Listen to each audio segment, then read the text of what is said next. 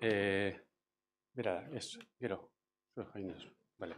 Bueno, Asten Garaberris, empezamos otra vez y la verdad con bastante expectativa. Sin quererte poner presión, Nerea, pero que sí que queríamos un poco, porque esta parte es la parte que también nos interesa mucho y que es bajar un poco, pues ya a la realidad. Hemos visto un poco el marco, temas lo que son los procesos de debida diligencia, Europa, etcétera, normativa legal vinculante, dónde está el debate, cómo se va esto transponiendo normativas en el Estado. Entonces llegamos un poco a Euskadi, que es un poco lo que tenemos entre manos, lo que nos gusta, y de ahí un poco la expectativa, porque llevamos ya años como también hablando sobre ello, explorando, trabajándolo, entonces viendo pues qué enfoque se está dando, cómo se está trabajando, qué idea hay de hacer en Euskadi. Entonces, bueno, pues para ello el siguiente bloque es un poco eso, pues lo que tiene que ver con la empresa en Euskadi, empresa vasca y derechos humanos, qué avances, qué enfoque ha habido, y en este bloque, para conocer un poco los avances tanto en Euskadi como una aportación de un territorio que fue pionero, en su caso, pues tenemos en principio Nerea, que va a hablar primero, Nerea Magallón, que es del equipo investigador de Empresa y Derechos Humanos de Globernance, que es el Instituto de Gobernanza Democrática. Entonces, que ella es miembro y nos contará un poco qué enfoque que le están dando, qué marco han establecido, cómo lo están enfocando.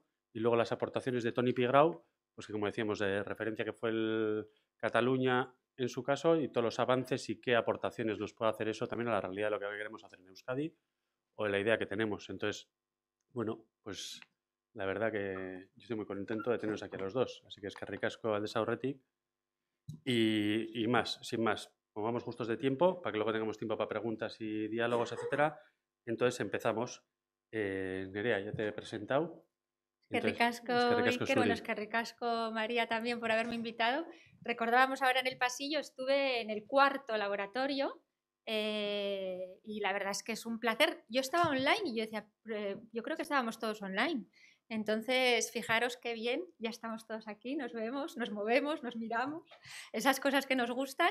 Así que estoy muy contenta de que me hayáis vuelto a invitar. Es un lujazo. Las diferentes perspectivas desde las que se enfoca un tema común a mí me aportan un montón, porque al final los juristas, bueno, tenemos nuestra visión de las cosas, quizás a veces un poco cerrada y un poco cuadriculada, y da muchísimo gusto oír siempre a sociólogos, a economistas y a filósofos que te abren otras miras y que te hacen entender incluso las cosas que tú a veces no entiendes, ¿no? Así que estoy muy contenta de estar aquí y fíjate, pues ahora que me habláis de expectativas y que también acabamos de intervenir frente a lo que ha dicho Almudena con anterioridad, que nos ha hecho una introducción desde el punto de vista más jurídico a Toni y a mí sobre la diligencia de vida estupenda para que podamos iniciar, yo creo que nuestras aportaciones. Las críticas un poco del tema del que sea vinculante, que no es vinculante, de las expectativas que nos podemos crear. Yo creo que no os las voy a, o sea, no os voy a regalar los oídos, siguen siendo bajas, y la perspectiva que tenemos del plan o del borrador de plan vasco, porque todavía es un proyecto, no hay nada estipulado, no hay nada fijo. Sí que es cierto que existe una voluntad política, que eso ya es positivo, vamos a decir, pero estamos trabajando en un posible proyecto de borrador, o sea, estamos en un punto muy inicial. Pero, bueno, sigue siendo... Bueno, es lo que os iba a decir. Yo me comparaba, cuando estuve en el cuarto laboratorio, yo os hablaba de mecanismos de acceso a la justicia. Por eso de repente he pensado, es que yo misma me he rebajado, porque entonces hablaba, y es el 2020, entonces hablaba de los obstáculos que había para las víctimas para acceder, desde el punto de vista del derecho internacional privado, a esos tribunales, a esa ley aplicable más favorable para la víctima, que respondiera a unos estándares de protección de derechos humanos mínimos en esa cadena de valor, sobre todo a nivel internacional, ¿no? De esas actividades empresariales que podían llegar a vulnerar los derechos humanos en un tercer país, y cómo se podían acceder esas víctimas de ese tercer país a una justicia con estándares europeos. Y entonces ya ahí decíamos, fatal, estamos fatal, es imposible, y os contaba las dificultades a las que se enfrentaban esas víctimas, ¿no? Entonces me encantaría deciros qué bien, pues ahora tenemos un montón de herramientas de acceso a la justicia, y no, todavía volvemos a mínimos, volvemos a un inicio, volvemos a hablar de mecanismos de divulgación, de información, ya vamos a ver, y esos mecanismos de acceso están todavía ahí, y todavía creo que nos va a quedar mucho para que lleguemos a intentar abordar y mejorar los mecanismos de acceso. Pero también, como había dicho Almudena con anterioridad, el anterior ponente, creo que también hay un camino positivo que se van dando despacito. Todos los cambios son despacito, todos los cambios requieren sus pasos, su concienciación, y en ese sentido sí que estoy más positiva. Bueno, espero que no sea muy jurídica, he intentado que sea un acercamiento bastante simple y desde el punto de vista de los mecanismos de implementación de diligencia de vida que podemos establecer o queremos establecer en un futuro plan vasco. A ver, espero que lo entendáis. Cualquier cosa, de todas maneras, me preguntáis. Bueno, se ha comentado que los famosos principios rectores de las Naciones Unidas han supuesto la elaboración de un montón de medidas legislativas a nivel europeo. Existen ya varias leyes de diligencia de vida, acciones, planes nacionales de empresas y derechos humanos, tanto a nivel nacional como europeo. Desde Europa sí que hay una cierta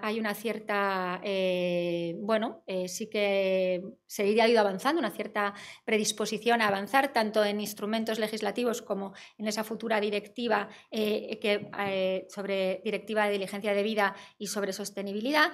Entonces, realmente se han ido incorporando progresivamente ese concepto de debida diligencia de los que nos hablaba con anterioridad Almudena, sí que se ha ido incorporando. Y bueno, tenemos que pensar que es un concepto dirigido a medir y prevenir esos impactos de las actividades empresariales que pueden tener las actividades empresariales en los derechos humanos.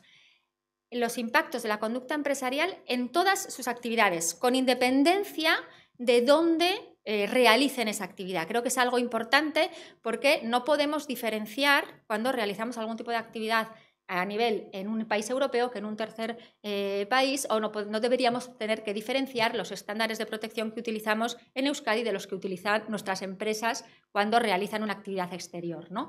Entonces, en efecto, se trata de incorporar el respeto de los derechos humanos a la política empresarial, ¿no? Es como el objetivo que tenemos claro. En esta dirección, los planes nacionales, que es un poco también lo que nosotros tenemos como referente, o sea, el grupo de investigación que trabajamos en el borrador o en el supuesto borrador o proyecto de borrador de Plan Vasco de Empresa y Derechos Humanos, nos hemos estudiado cómo son los planes nacionales ya aprobados en Europa, que además tienen tiempo, y cómo funcionan y cómo han funcionado.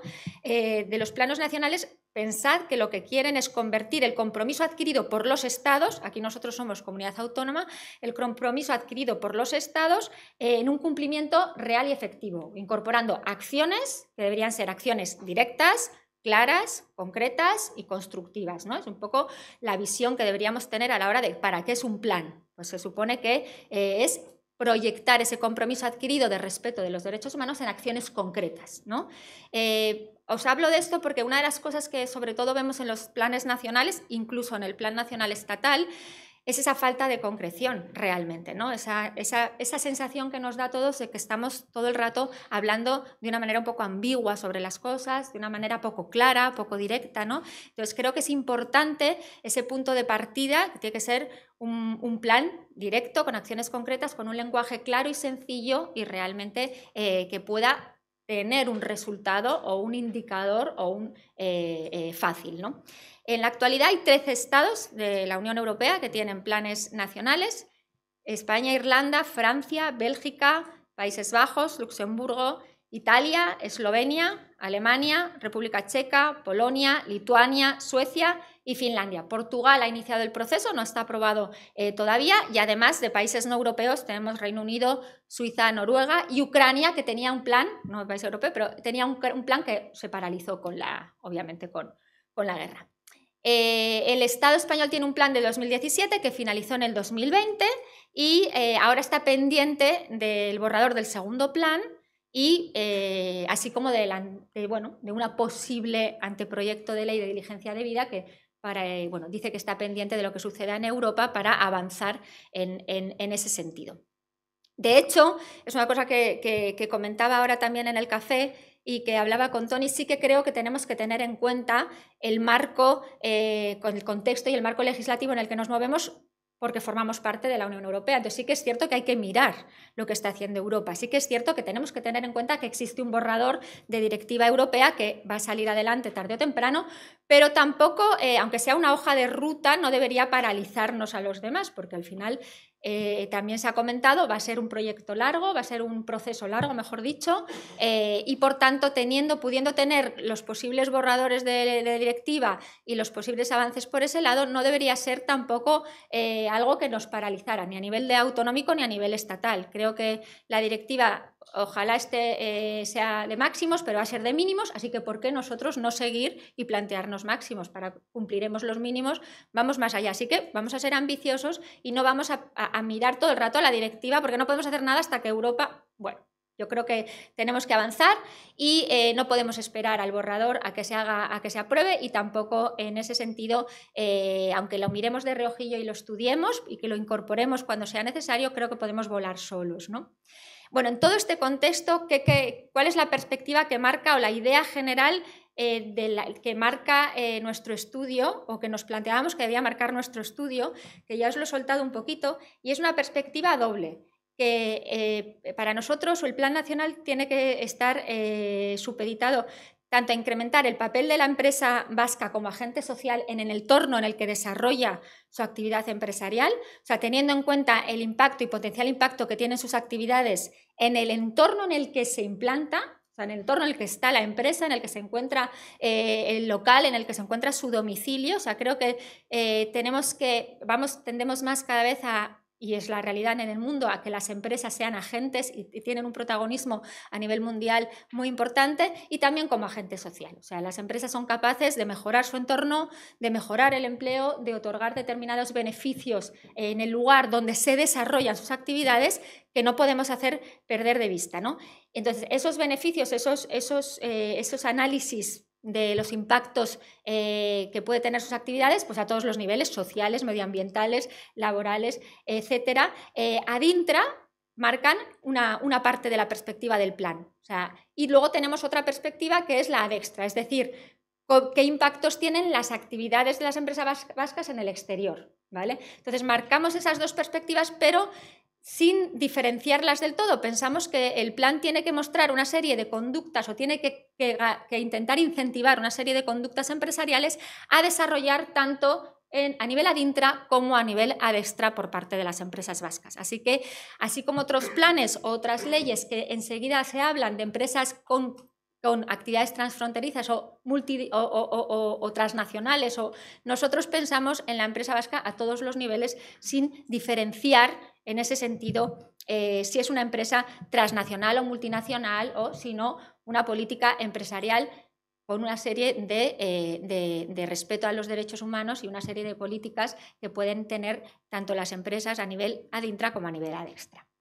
Esto es importante porque, claro, nos lleva a promover ese comportamiento respetuoso con los derechos humanos de las empresas vascas en todos los niveles, dentro de Euskadi y fuera de Euskadi.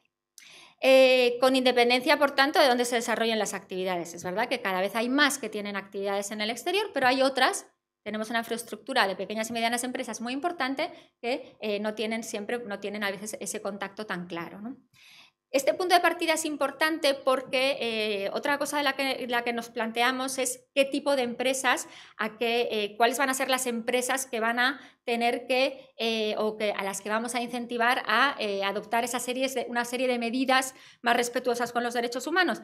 Y nosotros somos de la opinión que no tenemos que discriminar ni a las empresas ni por su tamaño ni por el sector. Es de las grandes cuestiones, sobre todo en las leyes de diligencia debida, enseguida se limitan a las empresas con un determinado nivel de producción o un determinado nivel de empleados. Creemos que no hay que diferenciar, aunque sí que es cierto que tiene que haber una visión multidimensional, pero tenemos que tener en cuenta además que la infraestructura vasca se caracteriza especialmente por tener una presencia de pymes importante, y que entonces esa limitación por número o por producción no nos interesa. De hecho, además, estamos de acuerdo, que se ha dicho también con anterioridad, que realmente la acción, el impacto que pueda tener tu actividad, no tiene tanto que ver con el número de empleados que tengas, sino con el tipo de actividad que realizas. Con lo cual, seas pequeña, seas grande, el tipo de actividad es el tipo de actividad. Y cómo realizas y qué cuidado tienes en la realización y en el desarrollo de esa determinada actividad no depende de tu tamaño, O sea, puede ser un taller de coches y tener el mismo cuidado medioambiental que una gran empresa de pintura, ¿no? Entonces, en ese sentido, no diferenciamos, a ver cómo lo llevamos a cabo, pero no diferenciamos ni tamaño ni sector. Sí que es cierto que pensamos que es muy importante que el tipo de medida se ajuste, sobre todo desde el punto de vista burocrático y económico, de gestión económica, a las empresas. Entonces sí que tenemos que tener en cuenta qué tipo de medidas y cómo se implementan, pero ahí sí que creemos que quizás pues, a base de subvenciones, a base de que la administración pública también fomente a las pequeñas y medianas empresas, ayude a llevar a cabo igual esa gestión burocrática más tediosa que pudiera ser, aunque intentaremos que lo sea menos, para ayudar. Entonces sí que hay que tener en cuenta la diferencia de empresa, la diferencia de tamaño, pero no de cara a exigir, sino de cara a ayudar a cómo incentivar a promover esa política empresarial más sostenible. Del mismo modo también nos planteamos quién tiene que colaborar, y esto es un ejemplo muy claro, quién tiene que colaborar en la proposición de elaboración del plan, quién tiene que participar. Nos parece que bueno, debería ser algo que se pusiera a disposición absolutamente de todos los agentes vascos, incluyendo sindicatos, sociedad civil, que además ojalá tengan también un protagonismo dentro de las medidas de implementación de la debida diligencia. Creo que es importante ahora, cuando se hable un poco de las medidas, ese protagonismo en las medidas de implementación no solo de la empresa, sino de autoridades públicas, de sociedad civil y de sindicatos. Entonces, en ese sentido va dirigida, obviamente es un plan que tiene que ir dirigido e involucrar a todos, ¿no? A todos los agentes y a todos los posibles afectados. También, y esto es algo que igual es más complicado, pero que a mí me parece importante, no solo lo de mismo, no solo a los que estamos aquí, no solo a los agentes vascos, sino también a las comunidades afectadas allá en el exterior por la actividad exterior de las empresas vascas en el extranjero. O sea, al final nos olvidamos de lo que tiene que decir el local allí donde realmente se está produciendo o se puede llegar a producir la vulneración del derecho humano. Entonces, esa perspectiva de participación también debería ir más allá y tendríamos que hacer una valoración de a qué comunidades afectamos, ¿no? O se puede llegar a afectar en nuestras actividades, a qué se puede impactar y también darles voz, ¿no? Hay mecanismos de alerta, mecanismos de reclamación que se pueden instaurar en los propios centros de trabajo, etc. Y lo mismo me pasa, no solo creemos que todo esto se tiene que exigir a las empresas domiciliadas en Euskadi, independientemente del tamaño del sector, sino también a aquellas empresas que desarrollen sus actividades en Euskadi. De esa forma contribuiremos a que haya una mayor seguridad jurídica, una mayor certidumbre para las partes afectadas y además se crea una igualdad de competencia frente al mercado vasco, ¿no? O sea, no podemos realmente exigir más a las empresas vascas que a aquellas que pueden realizar algún tipo de actividad en Euskadi. Por tanto, no podemos marcar por dónde se encuentra el domicilio, no podemos marcar por dónde se desarrolla la actividad y no podemos, sino que al final tenemos que pretender una acción global de empresas que actúan aquí, de empresas que actúan allí y de empresas vascas y en general. Dentro de esta especie como de pinceladas iniciales de para qué, a quién va dirigido y quién va a participar o quién queremos que forme parte y que aporte en este plan, bueno, hemos analizado, al analizar esos planes nacionales, nos planteábamos un poco las distintas estructuras que tienen los planes nacionales que hemos visto y cuál era bueno, la idiosincrasia de los estados que se asemejaba más a la comunidad autónoma vasca o a Euskadi en ese sentido, ¿no? Y para plantear un poco incluso la estructura del plan, nos hemos basado en el modelo italiano, belga e irlandés.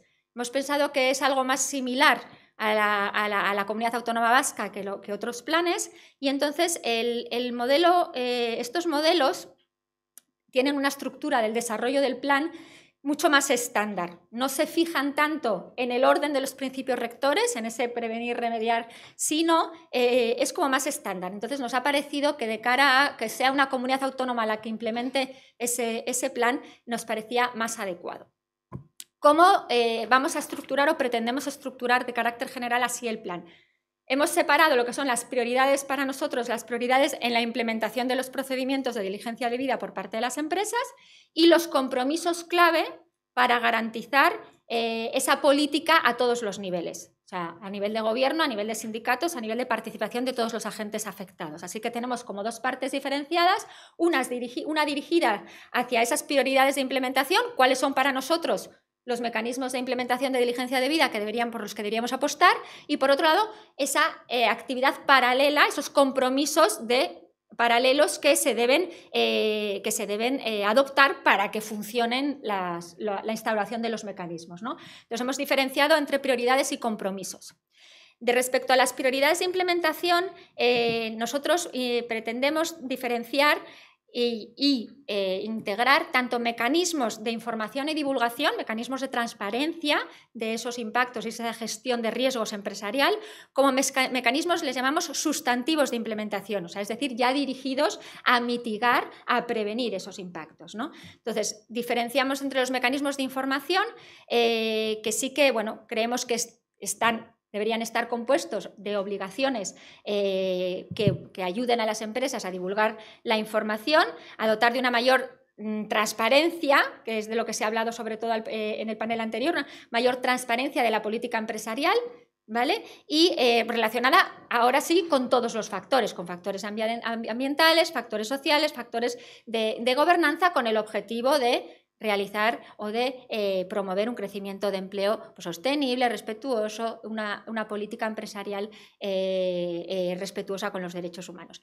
Información y divulgación de todo lo que sucede o de cuáles son los posibles impactos que tienen las empresas en sus actividades y que se debe extender a toda la cadena de valor. ¿Vale? Es decir, esa información no puede ser solo de la empresa matriz, sino de todas aquellas filiales, de todas aquellas subcontratas y de todos aquellos con los que entremos en contacto en cierta medida. ¿Cómo recabamos esa información? Es uno de los problemas a plantearnos, la existencia de certificados, la existencia de indicadores clave. Tenemos que también incentivar esa información y el acceso a esa información a lo largo de toda la cadena de valor, pero exigir también que nuestras empresas exijan a sus contratas, exijan a sus subcontratas determinados certificados, determinada información, que se produzca un efecto contagio de esa política a lo largo de toda la cadena de valor. Mecanismos de transparencia y de información que no sirven de nada sin una correcta divulgación. Tienen que ser transparentes, tienen que llegar a todo el mundo, tienen que ser accesibles. Bueno, ahí contamos con las páginas web de las empresas y otra cosa que también es muy importante, tienen que ser verificables. Porque tú plantas con una información y no tienes un mecanismo de vigilancia, de verificación, de auditoría de esa información y realmente muchas empresas cuentan ya con apartados de responsabilidad social corporativa en sus páginas web. Nunca sabemos hasta qué punto se cumplen o no se cumplen esas medidas, ¿no? Entonces, bueno, creemos que además tienen que venir, esa divulgación tiene que ser accesible, tiene que ser verificable también, ¿sí? Sin duda, aunque sea un primer eslabón, creemos que los mecanismos de divulgación y de información, o de información y de divulgación, son muy importantes porque nos permiten hacer una evaluación, o les permiten a las empresas hacer una evaluación de sus riesgos y del impacto que tienen sus actividades. E incluso les damos la vuelta y decimos, y de lo que haces bien. O sea, te permite darte cuenta de las políticas que tienes favorables a un empleo fijo, que tienes a la igualdad de género. O sea, las empresas hacen cosas, pero a veces no las llaman, no las denominan. Entonces sí que pensamos que esa necesidad de valorar lo que haces y cómo lo haces y de cuáles son tus debilidades también te puede llevar a ver cuáles son tus bondades y qué es lo que estás haciendo bien y cómo puedes incrementar lo que haces bien, ¿no? Entonces, en cierto punto, dándole la vuelta, nos parece que poner de manifiesto cómo lo estás haciendo, pues ya es un paso, aunque nos parezca, hasta los deberes de siempre, de información. Bueno, si permite una mayor concienciación, realmente ese diagnóstico inicial nos puede servir como primer paso de identificación y de concienciación. Además, pensad también que los mecanismos de transparencia y divulgación ayudan a fomentar, que se ha dicho, la imagen de la empresa. Se pone a disposición de consumidores y de inversores lo que estás haciendo y cómo lo estás haciendo. También trasladas esa capacidad de decisión al consumidor. Con lo cual, bueno, es un primer paso. Ahora bien, la clave está en si el objetivo de los mecanismos de información es puramente divulgativo o si el objetivo de los mecanismos de información es mejorar lo que estoy haciendo mal.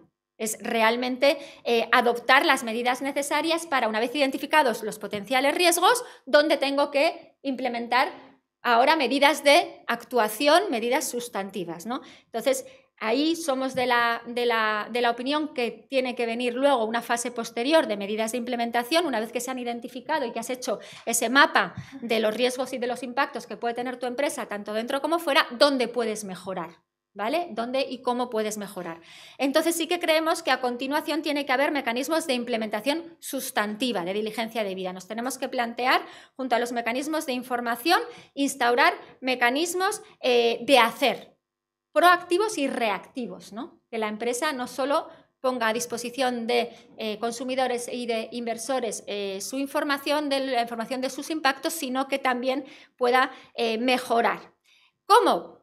Pues realmente entramos ya, una vez identificados los riesgos, tendrás que mitigar esos riesgos, establecer una política de mitigación de riesgos, prevenir sus efectos adversos y el siguiente punto que es realmente reparar en el caso de que esos efectos adversos hayan tenido algún tipo de daño, ¿no? Es ya como una tercera, como una última etapa.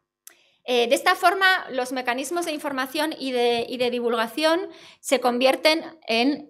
voy a mirar la hora, ¿vale? Perdonad, porque no sé nunca si ya voy hablando mucho. Se pueden tener como una antesala de dónde tenemos que mejorar y en ese sentido convertirlos en positivos, ¿no? Aún así creemos que hay que implantar esos procedimientos de diligencia debida con medidas concretas dirigidos a prevenir y a mitigar. Segundo punto. ¿Qué tipo de medidas? Pues planes estratégicos con indicadores, que se están realizando cosas. Hablábamos del marco. Hay un marco con indicadores muy claros sobre las empresas y los objetivos de desarrollo sostenible que está promocionado por el gobierno vasco, se ha dicho con anterioridad, con Euskalit. Muy importante identificar los retos y los logros y establecer unos plazos en función de esos indicadores y de esos impactos concretos. Y luego también nos parece interesante la instauración de un código de conducta, un código de conducta modelo por parte que facilite a las empresas un código modelo sobre buenas prácticas comerciales y que pudiéramos realmente tener como referente para implementar a nivel empresarial. Todo esto tiene que venir acompañado, importantísimo a nuestro entender, de mecanismos de reclamación y de vigilancia. Claro, además de garantizar la eficacia del cumplimiento tanto de los mecanismos de información como los mecanismos de implementación de un procedimiento de gestión de riesgos, creemos que se deben incorporar en ambos dos una supervisión de si estoy dando la información correcta, una supervisión de si estoy cumpliendo con mis obligaciones, esa vigilancia que deben basarse, creo que en supervisión tanto interna como externa. Tiene que haber auditorías tanto internas en las empresas como externas. Y vamos, sobre todo, pensamos que ahí tienen un papel importante las autoridades públicas en los procesos de reclamación y pensamos en la posibilidad de crear una entidad supervisora desde el punto de vista público a la que se pueda reclamar y en la que podamos depositar esa función de vigilancia y de supervisión. Entonces, creemos en la posibilidad de realizar una entidad supervisora, una entidad con carácter público. Podríamos hablar también incluso de una comisión evaluadora en la que participaran todos los tipos de agentes o un observatorio vasco, que ya viene hace tiempo que lo tenemos quizás en la cabeza, un observatorio vasco de empresa y derechos humanos que pudiera focalizar esa vigilancia y también esa reclamación. Una vez que pensamos en vigilar y en reclamar el incumplimiento de obligaciones, nos sale pensar en sanciones. Lo siguiente ya es, si no lo hemos hecho, nos van a sancionar por no haberlo hecho, vamos a tener qué medidas vamos a implantar como sancionatorias, ¿no? Si estamos a favor de medidas sancionatorias, estamos a favor de responsabilidad civil, no solo de medidas administrativas, y estamos a favor de favorecer el acceso a la justicia de las víctimas. Pero sí que creo que en cierto modo es una etapa posterior, tenemos que ir por pasos. Entonces, sí que es muy importante que el plan sea dinámico, que se establezcan unos pasos y unos indicadores y un cumplimiento de determinados pasos, y quizás el de sanciones o el de acceso a justicia sea el último, ¿no? Tengamos que empezar por aunar esos mecanismos de información, aunar y conseguir que todos tengamos un mecanismo o un procedimiento X de gestión empresarial, y luego quizás entonces podremos entrar a hablar de esas posibles sanciones por incumplimiento. Sí que creo que hay que ir poquito a poquito. Y en este punto, y con esto ya termino, sí que creemos que son fundamentales la segunda parte del proyecto, que son los compromisos clave de que junto a los mecanismos de implementación tiene que haber una serie de compromisos dirigidos a incentivar y ayudar a las empresas a que vayan cumpliendo todos estos pasos, ¿no? Entre todos, ahí sí que hay un compromiso, yo creo que general, de la sociedad civil, del gobierno o de las entidades administrativas y de las propias empresas para incentivar la implementación, que en ocasiones es lo más complicado, ¿no? ¿Cómo incentivas la implementación del proceso a las empresas? Acciones concretas, fomentar la investigación, formar el personal de la administración pública como del personal de las empresas, facilitar programas de evaluación y de gestión, no dejar en manos de las empresas esa necesidad de evaluar, sino permitirles programas de evaluación y de gestión fáciles, de medición de impactos, certificados, promocionar los certificados y la elaboración de certificados para poder demostrar hasta dónde llega autoactividad y hasta dónde no.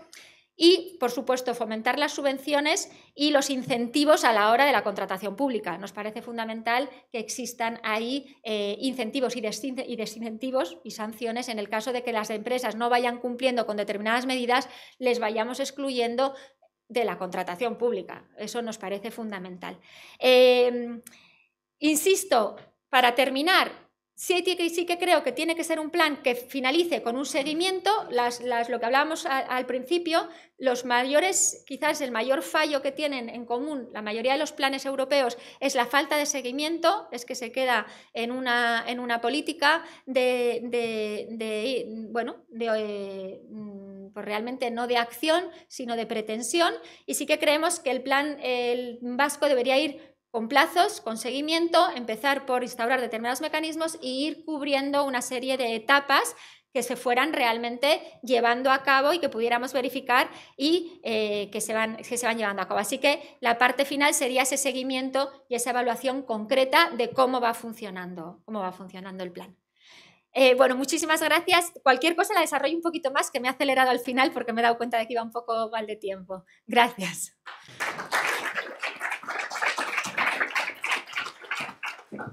Es que ricas con Nerea. Te hemos puesto agua, ¿no? Te iba a pasar, si no, porque... que muchísimas gracias. Bueno, creo que andábamos ya tarde, nos hemos extendido unos minutos más, pero es que era necesario, entonces te agradecemos mucho con la velocidad que la has hecho. Toda la información que nos has dado. Entonces, muchísimas gracias. Es que ricasco. Toni, te voy a poner tu presentación y, bueno, pues siéntete libre, ligado con lo que nos ha comentado Nerea, de temas... O sea, desde un punto de vista práctico de lo que podías o no o conocer ya de lo que se estaba haciendo en Euskadi, pues bueno, de todo lo que ha sido vuestra experiencia, de poder adaptarla a lo que nos está contando Nerea, porque bueno, somos todo oídos. Muy bien. Hola a todos y a todas, es que recasco por la invitación. Puedes pasarlo tú de ahí, ¿verdad? Sí, creo que sí. Por la invitación a María Iker, a Guernica Gogratuz. Y bueno, muy contento de estar aquí y me han pedido que hable de lo que se ha hecho en Cataluña, que tampoco conviene estar en la nube, o sea, también habrá que bajar, ¿no? Y eso es lo que voy a tratar de hacer. Aunque yo soy profesor de Derecho Internacional Público, dirijo un centro de Derecho Ambiental en Tarragona y yo llegué al tema de empresas y derechos humanos por la vía del medio ambiente, de los daños ambientales, ¿no?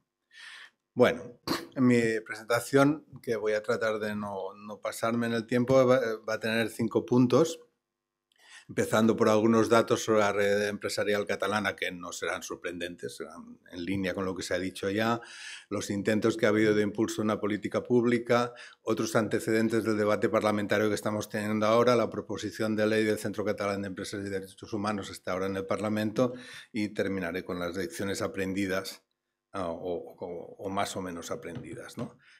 Datos sobre la realidad empresarial catalana. Pues el número de filiales en el extranjero de 3.165 empresas controladas en el año 2022 eran 8.322 filiales y afectan a todos los sectores económicos. La farmacéutica, las químicas, las infraestructuras, la electrónica, el turismo, etcétera, etcétera, todas las que veis ahí. la dimensión de las empresas catalanas con filiales en el extranjero para una muestra de unas 2.300 empresas es de que el 60% facturan hasta 10 millones, el 16% facturan más de 50 millones y las que faltan pues están entre los 10 y los 50. En cuanto al tamaño, ¿no? Pues el 60% prácticamente tiene menos de 50 trabajadores, el 15% tienen más de 250 y el resto están en medio. He cogido estas referencias de los 50 millones de facturación y los 250 trabajadores porque más o menos son las medidas que se están utilizando, por ejemplo, en la contrapropuesta del Parlamento a la propuesta directiva de la Comisión Europea. Y se usan también en el proyecto de ley holandés, en la ley, en otros textos, ¿no? También en el proyecto español, no sé si llamarle borrador de presunto anteproyecto, no sé cómo hay que llamarle, pero ahí también se manejan esas cifras. Y el número de empresas importadoras y exportadoras solamente, esto es muy importante, no solamente, pueden ser también de las que tienen filiales, pero no hay que olvidar a la empresa cuya única relación con el exterior es importar o exportar, porque importando o exportando también se pueden tener impactos sobre los derechos humanos y el medio ambiente. Entonces, claro, este número es mucho más grande. Segundo punto, intentos de impulso de una política pública global. Aquí me entretendré un poco más. Hay una serie de antecedentes normativos donde se habla, en la Ley Catalana de Cooperación al Desarrollo del año 2001, se habla del principio de coherencia de las políticas, ¿no? de que debe haber unos valores que impregnen a todas las actuaciones del gobierno catalán. La Ley de 2014 de Acción Exterior insiste en garantizar la coherencia entre la promoción de la internacionalización económica y el respeto, ya se mencionan expresamente los principios rectores de Naciones Unidas sobre empresas y derechos humanos. En el Plan Director de Cooperación al Desarrollo más reciente, bueno, no el último, pero el anterior, desde el 15-18, también se habla del principio de coherencia, la vinculación con los derechos humanos de las políticas de cooperación, etc. Y a partir de ahí han surgido dos intentos de elaboración de propuestas de política pública, principalmente una propuesta de un código ético para promover la internacionalización responsable de las empresas catalanas, que elaboramos en el grupo de investigación que en ese momento yo coordinaba en la universidad por encargo de la Agencia de Cooperación y Acció, que es la agencia, digamos, para la promoción y la internacionalización de las empresas en el gobierno catalán, que está en el Departamento de Economía. Y luego, esto en 2016 y en 2017, una propuesta de estrategia de empresa y derechos humanos, encargada también por el Departamento de Exteriores y Acción, con la asistencia técnica muy importante de la consultora Business and Human Rights que dirige María Prandi. Yo les hablaré un poco más del código ético porque es en el que estuve más directamente implicado, aunque en el otro pues tuve una participación mucho más secundaria, ¿no? Entonces, la primera cuestión que nos planteamos es qué sentido tenía impulsar un código ético desde un gobierno, puesto que normalmente los códigos de comportamiento han sido uno de los instrumentos principales de los mecanismos voluntarios de autorregulación de las empresas. Entonces, encontramos una serie de argumentos, ¿no?, entre los cuales tal vez el principal es el que está marcado en negrita, es decir, es muy importante que las empresas saben lo que el gobierno espera de ellas. Es decir, esto es muy importante que haya claridad sobre cómo deben comportarse, aparte de cualquier otra consideración. Después hay otras consideraciones de que serviría para que podría ser un despliegue gradual, que potenciaría la percepción de las empresas como agentes fiables de desarrollo, que podría llegar a ser incluso una imagen de marca competitiva de las empresas catalanas, etc. Pero lo principal yo creo que es dar claridad a las empresas sobre lo que se espera de ellas. Entonces, seguía un poco las pautas de los principios rectores en cuanto a que se dirige a todas las empresas catalanas, que se refería a conjunto de derechos humanos internacionalmente reconocidos, que se debería aplicar en todos los lugares donde la empresa actúe, que debe implicar a todas las personas que trabajan en la empresa con independencia de su lugar en la estructura empresarial, que el grado de vigilancia exigible a una empresa es variable en función de su realidad específica, que tiene que ver con el tamaño, pero también con el sector de actividad y con los países o territorios donde está trabajando, que las empresas públicas, por supuesto, deberían estar obligadas a adherirse a este código y que la adhesión a este código no sería incompatible pues, con adherirse a otros códigos sectoriales que pueda haber movidos por las empresas, ¿no? Y para eso se construyó el Código de Conducta Estricto, que eran 36 pautas de conducta agrupadas en una serie de capítulos que incluían derechos humanos, relaciones laborales, medio ambiente, relación con proveedores y distribuidores, consumidores, compromiso con la comunidad, transparencia, responsabilidad fiscal, tributaria, normas de competencia y relación con las autoridades que tienen que ver sobre todo con temas de corrupción, ¿no? En estos capítulos se agrupaban 36 pautas de conducta que constituían el núcleo, diríamos, de este código. Y en cuanto al estándar de cumplimiento, ¿qué debe hacer una empresa para cumplir? Pues lo que debe hacer es lo que decían los principios rectores en ese momento, que es tener un compromiso político de cumplirlos, tener un proceso de diligencia debida, del que ya se ha hablado en distintas ocasiones, y tener unos procedimientos que permitan la reparación cuando esas medidas no son suficientes para prevenir los daños. Pero aparte del código, el código era como el núcleo de un conjunto de cosas o de piezas que debían componer la política global. Y esto yo creo que es lo interesante, ¿no? El código es qué esperas de la empresa, cómo debe cumplirlo, pero aparte de eso hace falta otras muchas cosas para poner en marcha una política que debe ser integral. Entonces preveíamos herramientas de difusión entre las empresas y por tanto implicar a la agencia catalana responsable de la internacionalización de las empresas en esta actividad de difusión, porque muchas de estas empresas jamás se han planteado que su actividad tenga nada que ver con los derechos humanos ni con el medio ambiente, sobre todo las miles de empresas pequeñas, incluso familiares, en los sectores más diversos. Herramientas de formación tanto para la administración, para el personal de la administración que va a tener que trabajar con estos temas, como para las empresas, e incluso formar nuevo personal especializado a través de cursos específicos, etcétera, especializado en este sector para que pueda dar servicio a unos y otros.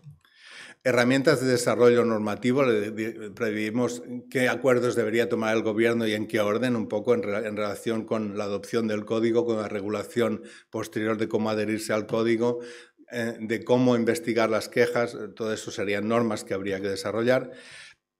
Herramientas de promoción del cumplimiento del código, medidas de seguimiento y evaluación, informes periódicos, recepción de quejas, medidas de apoyo para facilitar el cumplimiento a las empresas, crear mapa de riesgos por países, mecanismos de consulta rápida que la empresa pueda acceder, guías de aplicación dirigidas a diferentes segmentos, mecanismos de asistencia rápida en casos de emergencia, medidas de reconocimiento del cumplimiento, Nerea lo planteaba, ¿no? Difusión de las buenas prácticas, posibilidad de crear sellos distintivos para las empresas que realmente estén adheridas al código y cumplan ese código, y naturalmente determinación también de consecuencias del incumplimiento, recomendaciones de mejora, pérdidas del sello, imposibilidad de acceso a ayudas públicas, posibilidad de penalización en procesos de contratación pública, etc. Este es el resumen a la carrera de lo que contenía ese documento, que está colgado en la web y por tanto es accesible. Igual que lo es este otro, que es la propuesta de estrategia de empresa de derechos humanos que se hizo en 2017 y que era una propuesta que un poco lo que hacía era seguir la estructura de los principios rectores y aplicarlo al caso catalán en cada caso, pero además integrando la propuesta del código ético. Otra propuesta que ya estaba en esos momentos en danza, que era la creación de un centro de estudio y evaluación sobre impactos de empresas, y otra cuestión que el Parlamento había manifestado interés, que era el tema de la protección de defensores de derechos humanos y medio ambiente. Y además incluía esa estrategia propuestas de comunicación, de seguimiento y de despliegue. Por tanto, 2016 código, 2017 propuesta de estrategia, que ahí están en la web solamente. ¿Por qué? Bueno, yo no les voy a explicar las peripecias de la política catalana de los últimos 10 años, pero sí no voy a entrar, por tanto, a valorar ni a atribuir responsabilidades, pero sí quiero constatar que crear una política nueva en ese contexto ha sido absolutamente imposible. O sea, mantener políticas públicas, bueno, de aquella manera. Crear políticas nuevas, imposible. Demasiada discontinuidad, demasiadas personas, demasiadas políticas. Hemos tenido desde 2012 4 elecciones autonómicas, pero además en medio ha habido 2 rupturas internas de los gobiernos que fueran y además un periodo de bastantes meses de suspensión de la autonomía y por tanto, y además ha ido cambiando el partido que iba ganando las elecciones, con lo cual esto si lo traducimos a departamentos y personas, resulta que ha habido 5 departamentos distintos, aunque algunos solo son cambios de nombre, dentro de la Generalitat que se ocupaban de relaciones exteriores, que es donde estaba ubicado el centro de todo esto, y ha habido 1, 2, 3, 6, 8 personas distintas al frente de esos departamentos, de distintas fuerzas políticas, y con todos los respetos, digamos, como elemento común, bastante alejados, por decirlo suavemente, de estos temas, todos ellos con una excepción honrosa que es Raúl Romeva, ¿no? En ese caso, por tanto, es muy difícil en una situación crear una política nueva a partir de una situación en que cada X meses va cambiando la persona responsable, hay que ponerla al día de todo lo que se estaba haciendo, de para qué se hacía, en algunos casos personas reticentes o muy reticentes a esas políticas, por tanto, esto ha sido una dificultad clara. Otros antecedentes del debate parlamentario actual. Claro, el Parlamento ha estado muy vinculado a toda esta dinámica por distintas actividades que se han venido haciendo en los últimos años. Yo he señalado algunas, desde el Instituto Catalán Internacional para la Paz, que en 2010 creó un programa de conflictos armados, derecho y justicia y que luego evolucionó hacia un programa de derechos humanos y empresas, se ha estado trabajando y, por tanto, dando información anual al Parlamento sobre lo que se iba haciendo. Ha habido otro proyecto muy importante en Cataluña, que es el de Ciudades Defensoras de Derechos Humanos. Aquí también tenéis otros programas parecidos, ¿no? En que desde 2013 se hacen actividades anuales de apoyo y visibilización de personas defensoras y que actualmente cuenta con 27 municipios, 6 entidades y 3 instituciones que cada año van haciendo este tipo de actividades, con mucha presencia en distintos lugares. En junio de 2015 se hizo un ejercicio importante que fue la presentación de un informe de la Taula Catalana por la Paz y los Derechos Humanos en Colombia en relación con el impacto de una empresa catalana, el grupo TCB, que era accionista mayoritario de la terminal de contenedores como de Barcelona, ¿no? En este caso sobre el impacto de la terminal de contenedores TC Buen en el puerto de Buenaventura en Colombia.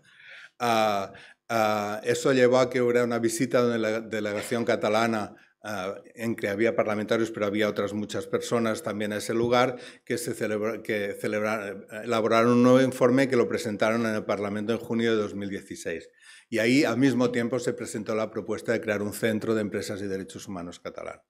Y también desde el ICIP se organizaron también en la sede del Parlamento unas jornadas internacionales sobre empresas y derechos humanos en que se presentaban las experiencias en ese momento de planes nacionales y algunas otras a nivel internacional, ¿no? Todo eso ha hecho que un sector de los parlamentarios de distintas fuerzas políticas se hayan acostumbrado a oír este tema y a dar vueltas a este tema y se ha traducido en resoluciones del Parlamento y otras decisiones. 3 en concreto. 2016, el Parlamento de Cataluña, antes de la suspensión de la autonomía, por unanimidad, aprobó instar al Gobierno a iniciar en el plazo de 8 meses los trabajos para crear un centro de estudio y evaluación sobre los impactos de empresas catalanas con inversiones en el exterior. Y además, de paso, se declaró favorable a la creación de un instrumento internacional jurídicamente vinculante, porque saben que en esos momentos, desde 2014, empezó en Naciones Unidas el proceso de negociación de un tratado internacional, que ahí está la negociación y va para largo, pero espero que algún día terminara. Siguiente resolución en 2019, en medio, como pueden suponer, cada vez que había elecciones se cerraba el Parlamento, se volvía a configurar, todo esto va parando todo, ¿no? Por tanto, eso murió. En 2019 una moción, en este caso, en relación con la participación catalana en el colonialismo y el esclavismo, que aprovechó para reafirmar el compromiso en la creación del Centro Catalán de Empresa y Derechos Humanos. Y más recientemente, en 2021, otra resolución a propósito de defensores de derechos humanos en que de nuevo se reiteraba la petición de creación del Centro de Evaluación del Impacto de Empresas Catalanas en relación con esto. Por tanto, digamos, el Parlamento ha ido viviendo este tema de manera reiterada a pesar de que iban cambiando las personas o algunas de ellas, ¿no? No sé si me voy alargando demasiado. Punto 4. La proposición de ley del Centro Catalán sobre Empresa y Derechos Humanos. Esto es una propuesta que sale de la sociedad civil, sale de la Mesa por Colombia, pero también sale de la FEDE, que es la coordinadora que agrupa lo que eran antes todas las ONGs de cooperación, de paz, de derechos humanos. Y, por tanto, pero ha contado con ese apoyo parlamentario que hemos ido viendo, ¿no? De que había que crear ese centro. En esta legislatura se ha presentado la proposición de ley, insisto, presentada desde la sociedad civil y asumida por los grupos parlamentarios de PSC, Esquerra Republicana, Junts per Catalunya, la CUP y En Comú Podem, y fue admitida a trámite en julio de 2021. Ha habido un periodo de comparecencias de organizaciones sociales y expertos que se ha desarrollado entre octubre del 22 y abril del 23, es decir, hasta hace relativamente poco. En abril del 23, las organizaciones proponentes, a la vista de las comparecencias de distintas personas, de expertos, de representantes sociales, de representantes empresariales, de organizaciones sociales catalanas, pero también internacionales, han presentado una versión enmendada de la propuesta en abril y ahora estamos en la fase de enmiendas, es decir, los grupos parlamentarios están preparando sus enmiendas. Hay una voluntad política de las fuerzas políticas que impulsaron esto de aprobar la ley antes de agosto, o sea, en este mandato, a pesar de que hay discrepancias entre ellas sobre bastantes aspectos. Y discrepancias en relación con la propuesta de la sociedad civil también en algunos puntos.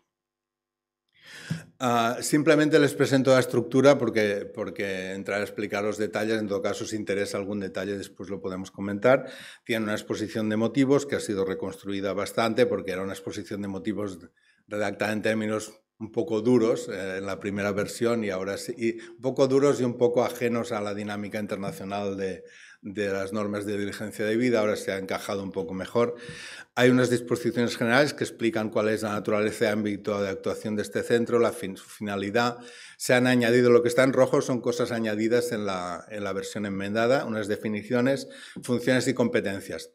Básicamente se toma en muchas cosas como referencia institucional el Instituto Catalán Internacional para la Paz, que es una cosa extraña dentro de la administración porque es un organismo público, pero con personas que lo dirigen nombradas en parte por el gobierno, en parte por el Parlamento, pero que tiene autonomía y personalidad jurídica propia. Bueno, es un personaje, digamos, institucional especial y se está siguiendo bastante ese modelo para este centro. Después se regula la organización, los órganos, la Junta de Gobierno, quienes lo componen, cómo se eligen, la dirección, el régimen jurídico, también el personal, los recursos económicos, relaciones con el gobierno, etc. Y después de estas partes que son nuevas en la versión enmendada, lo que antes era un comité asesor se ha convertido en un consejo de empresa y derechos humanos mucho más amplio, con representación social diversa. Se ha detallado, digamos, un procedimiento de presentación de quejas, se ha detallado un régimen de infracciones, de responsabilidades, sanciones y un procedimiento sancionador, y luego vienen ya las disposiciones transitorias finales y la entrada en vigor. Algunos de estos puntos son más polémicos que otros.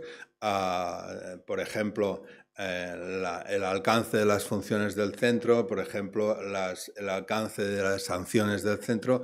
Es preciso tal vez indicar, para que no haya confusión, que obviamente es un centro, será una ley autonómica y por tanto está limitada por la legislación básica estatal y por tanto ahí hay que tener en cuenta lo que se puede y lo que no se puede hacer. Hay dos análisis paralelos. Lo que sería la colaboración de las empresas con el proceso de investigación que lleve a cabo el centro, y ahí es donde se dota al centro de una capacidad sancionadora en relación exclusivamente con la colaboración de las empresas con el procedimiento de investigación. Y en cambio, en cuanto al fondo, en cuanto al análisis de la queja en el fondo, si ha habido o no vulneración de derechos, lo que se va a hacer es otro procedimiento que acaba con una resolución seguramente de la Junta de Gobierno en que puede declarar que no hay responsabilidad, que no se aprecian problemas, puede considerarse que ha habido problemas pero que se pueden resolver con unas recomendaciones de mejora, o puede considerar que ha habido problemas serios y por tanto elevar la propuesta sancionadora a la administración que proceda o, en su caso, a la fiscalía. Por tanto, obviamente el centro sobre el fondo no puede sancionar. Y ahí también se integrarían las propuestas de sanciones en relación con la falta de colaboración del procedimiento. Bueno, estas son un poco las funciones que se prevén para el centro, funciones de prevención y alerta, de investigación, de sanción a las empresas que no cooperen con el centro, pero también de elaborar propuestas en relación con la contratación pública, de elaborar propuestas en relación con los procesos de acompañamiento a la internacionalización, propuestas y recomendaciones varias, elaborar un informe anual de actividades, acciones de innovación normativa y hacer seguimiento. Esto puede cambiar, porque esto es el borrador actual y naturalmente habrá enmiendas y puede cambiar. Y ya estoy en la última pantalla, que son las lecciones aprendidas. Entonces, la primera lección, claro, es la que les he avanzado, ¿no? Hace falta cierta continuidad de los responsables políticos, o por lo menos de la política del gobierno. Estamos hablando de políticas muy complejas. Es decir, no basta con decir usted tiene que hacer esto y si no le sancionaré. Hay que hacer un montón de cosas porque es una política completamente nueva. Cosas en el terreno de la información, de la sensibilización, del apoyo a las empresas, especialmente a las pequeñas, para que puedan hacerlo bien, de visibilización de las buenas prácticas, de promoción del cumplimiento, de crear instrumentos, guías, mapas de riesgos que faciliten el cumplimiento, y después hay que hacer también un seguimiento de los posibles incumplimientos. Por lo tanto, afecta a muchas cosas y, claro, debe ser, por tanto, una política integral, que es la segunda lección. No basta con una pieza, porque una pieza sola... Las grandes empresas, en las comparecencias ahora en el debate en Cataluña, decían esto es una ley para castigar a las empresas, porque consideraban que se cargaban las tintas en lo que sería la fase de investigación y sanción y se dedicaba poco a la prevención. Es importante que se contemple todo en una política pública integral. Debe ser transversal, no es suficiente con que una consejería del gobierno lo tenga muy claro, si las otras consejerías, desde agricultura a industria, a cualquier otra que tiene que ver con actividades en el extranjero, sigue su propia política que no tiene nada que ver con la primera. Es fundamental informar y convencer a responsables gubernamentales y parlamentarios de que esto es un proceso complicado, que necesita continuidad y que se puede hacer despacio, pero incluso por fases, pero hay que ir avanzando. Es necesario el máximo consenso político de grupos políticos, porque claro, si no hay un mínimo consenso no se va a poder impulsar, y también el máximo consenso posible en la sociedad civil. Y en cuanto a las empresas, es bueno que haya el máximo consenso, pero la experiencia allá está siendo que hay una división entre las empresas. Las empresas, obviamente, del sector de la economía social son muy favorables a todo este proceso. Entre las pequeñas y medianas empresas hay distintas posiciones. Algunas pequeñas organizaciones son favorables. La patronal, diríamos, de la PYME globalmente dice que esperemos a la directiva europea, lo cual quiere decir unos cuantos años, y las grandes empresas están empleando la misma táctica que emplean pues, con todo lo que sería este tipo de avances, por ejemplo, con el coche eléctrico. Que es decir, a pesar de que ellas son conscientes, son las más conscientes de que esto va a llegar, porque va a llegar por todas las vías, porque ya está llegando, porque una empresa catalana que trabaje para una gran empresa alemana se va a encontrar que al cabo de 3 días la empresa alemana le va a decir, mire, tengo que presentar este informe, cuénteme cómo hace usted las cosas. Y nos va a pillar absolutamente desprevenidos si nos empiezan a poner las pilas en este terreno, ¿no? Por tanto, hay división de opiniones, decía, y las empresas grandes lo que hacen es decir, bueno, intentar atrasar el tema. Son las más conscientes de que va a llegar, son las que tienen más medios para afrontar estos procedimientos, pero son las que también empujan para que esto se retrase, y si podemos atrasarlo y que no quede en nada, pues mejor, ¿no? Y por último, efectivamente hay que prestar atención a los desarrollos normativos que está habiendo en terceros países porque nos afectan indirectamente, también a la Unión Europea porque nos va a afectar directamente, y en España si es que realmente ese proyecto pues acaba algún día saliendo del cajón y volviendo a la mesa del Consejo de Ministros. Y yo termino aquí, simplemente destaco que esa empresa que nos mostraba Almudena en el vídeo, empresa catalana, desde luego, por quedado claro, se notaba en muchas cosas, pues bueno, sería candidata desde luego a ser un cliente de este futuro centro. Gracias.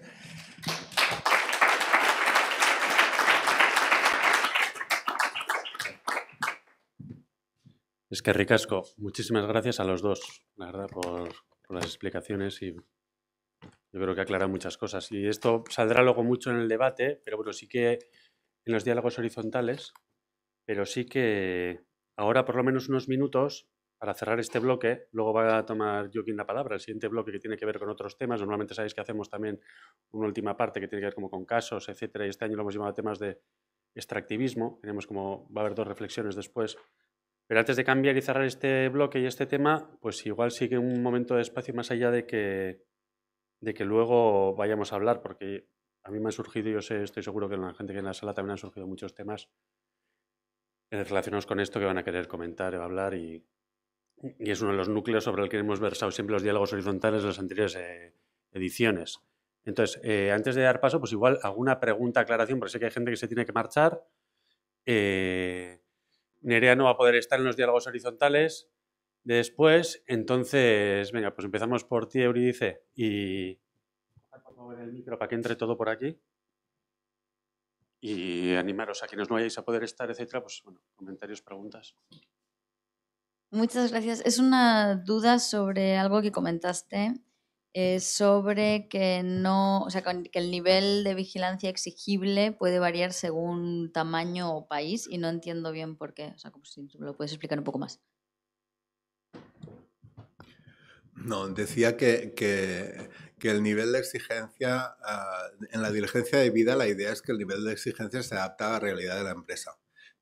Porque es la empresa la que sabe lo que está haciendo, dónde lo está haciendo, y por tanto es la que debe saber si sus actividades conllevan riesgos o no. Y que esto puede variar por el tamaño, puede variar por el lugar donde se opera. ¿Por qué? Pues porque no es lo mismo, y por el sector. No es lo mismo vender libros que vender armas, ¿no? No es lo mismo tener una constructora en Noruega que tener una constructora en Palestina, ocupada. Entonces, a eso me refiero, que las realidades son muy distintas. Una editorial pues tiene unos impactos potenciales que pueden tener que ver con la deforestación, a lo mejor, ¿no? Pero una editorial que solo opere aquí, en nuestro país, y no tiene ninguna filial, pues se tendrá que preocupar de dónde sale su papel, ¿no? Que, por cierto, aprovecho para decir que se acaba de aprobar hace muy poco un nuevo reglamento europeo en materia de prohibición de entrada en el mercado de la Unión Europea de productos derivados de la deforestación, que otra vez tiene elementos de debida diligencia de las empresas, que nos está entrando por distintos sitios. Es decir, antes se hablaba de los informes, que también hay otra directiva nueva en materia de información de sostenibilidad, ya se ha mencionado. Es decir, estamos en un momento de eclosión normativa, y es muy importante que los gobiernos por lo menos estén al día de lo que está pasando, porque es que a las empresas les van a llegar requerimientos por muchas vías, y entonces si no están mínimamente informadas no van a tener capacidad de reacción, y a lo mejor ni estando informadas, ¿no? Por sí solas, pero esta es la cosa. No sé si me he explicado.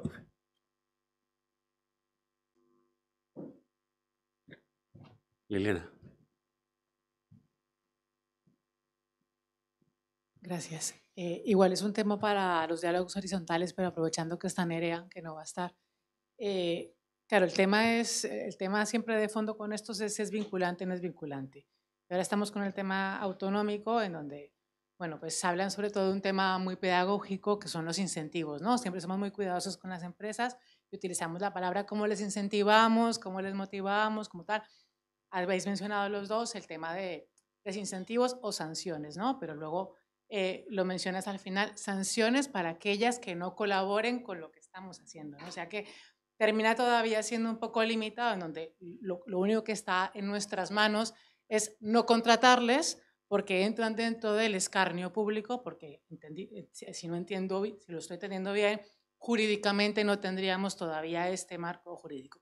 Entonces, mi pregunta va un poco orientada hacia eso, si si se ha previsto esa tensión, obviamente, algún espacio dentro del plan que vaya más allá de la sanción del escarnio público, de los desincentivos, o bueno, creo que me he dado a entender, ¿no? Bueno, creo que es algo que podríamos hablar los dos. Sí, nosotros en nuestro proyecto sí la vamos a incluir, sí tenemos un apartado de mecanismos de reclamación, de responsabilidades administrativas, sancionatorias y responsabilidad civil, y de mejoras en el acceso de ayudas al acceso a la justicia a las víctimas.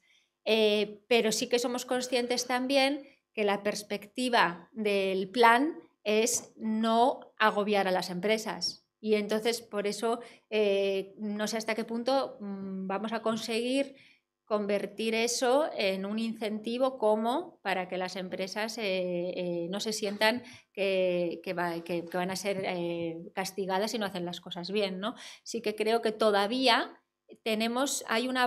todavía, por eso quizás vamos más despacio, todavía hay una labor de concienciación de que lo que estamos planteando es positivo para su propio desarrollo empresarial y para su propio beneficio económico, aunque no se lo crea, que todavía no nos lo creemos, no se lo creen mucho las empresas. Cuando consigamos que crean que esto es positivo para incrementar su beneficio y su protagonismo a nivel social, que creo que al final es importante, lo demás vendrá de la mano. O sea, al final sí que entonces no se sentirán amenazadas por incumplir algo que les beneficia, ¿no? Sí que se sienten que les estamos, un poco lo ha comentado Toni, que se les exigen muchas cosas y no se les ayuda ni se les... Entonces sí que es fundamental, yo creo que ahí desde las administraciones públicas ese proyecto transversal en el que les facilites el trabajo desde ese punto de vista, ¿no?